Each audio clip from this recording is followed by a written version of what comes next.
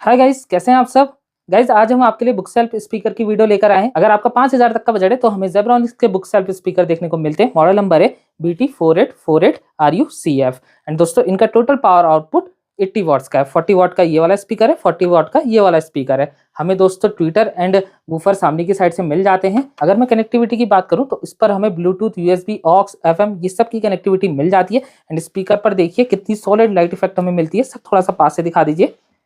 वैसे अगर आपको इनका डिटेल वीडियो देखना होगा आप हमारे मेन चैनल पर जाकर देख सकते हैं। हमारे मेन चैनल का नाम है AK टैग। चलिए अब मैं आपको इनकी ऑडियो क्वालिटी टेस्ट करा देता हूँ। अगर आपको ये शॉट पसंद आएगा तो लाइक कर दीजिएगा।